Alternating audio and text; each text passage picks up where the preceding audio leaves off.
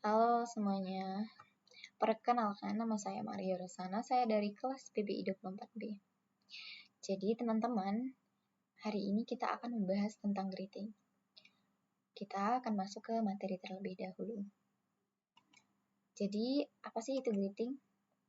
Nah, greeting secara harfiah adalah salam atau ucapan sapaan.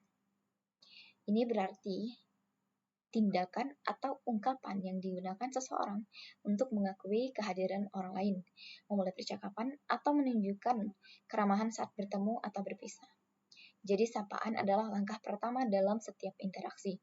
Tujuannya untuk menciptakan kesan pertama yang positif, membangun jembatan komunikasi, menunjukkan rasa hormat dan perhatian. Yang selanjutnya adalah types of greetings atau jenis-jenis greeting. Greeting ada dibagi dua, formal greeting atau informal greeting. Formal greeting biasanya digunakan dalam situasi profesional, dalam acara resmi, atau saat bertemu orang yang lebih tua atau berkedudukan tinggi. Nah, sebagai contoh, bisa dalam bentuk good morning, afternoon, evening, sesuai dengan waktu menyapa. Selanjutnya, how do you do? Atau pleased to meet you. Formal greeting juga bisa dilakukan dengan bahasa tubuh, atau bisa dengan berjabat tangan erat, kontak mata, atau postur tegak.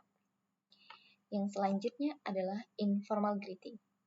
Nah, informal greeting biasanya digunakan dengan teman, keluarga, atau orang yang sudah dikenal baik atau sudah akrab lah.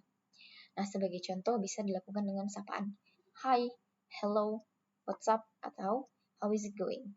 Nah, bahasa tubuh yang digunakan biasanya dengan berjabat tangan longgar, toast, pelukan, atau senyuman santai.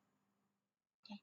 Yang selanjutnya adalah etika sapaan atau greeting di berbagai dunia. Nah, di berbagai dunia atau budaya lainnya, greeting biasanya dilakukan dengan berbeda cara.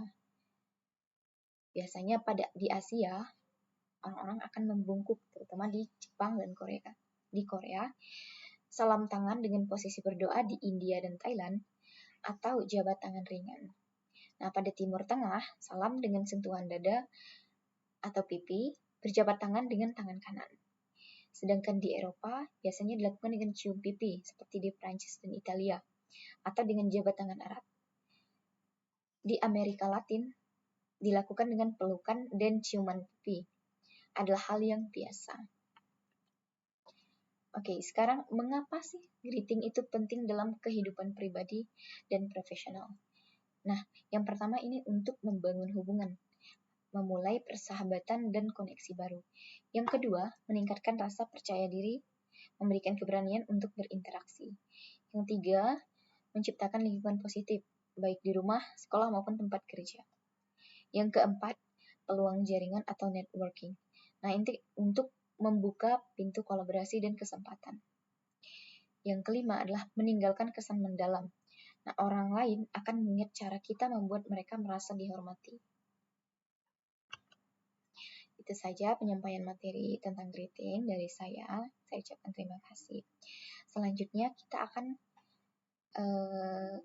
sedikit evaluasi tentang greeting.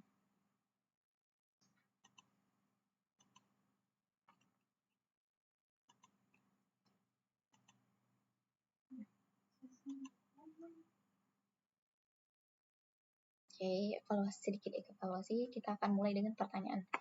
Apa yang dimaksud dengan greeting? Nah, greeting di sini adalah tindakan dalam memulai sebuah interaksi. Oke, tindakan atau ungkapan ketika kita bertemu atau bahkan ingin berpisah dengan seseorang. Ini sangat penting untuk meninggalkan kesan yang baik. Kesan yang baik itu kesan orang lain terhadap kita tergantung dari bagaimana kita menyampaikan suatu salam atau sapaan tersebut. Yang selanjutnya, apa yang paling penting saat menyapa seseorang? Yang pertama adalah sikap ramah, bahasa tubuh, kata-kata yang digunakan, atau semua jawaban benar. Jawabannya adalah semua jawaban benar.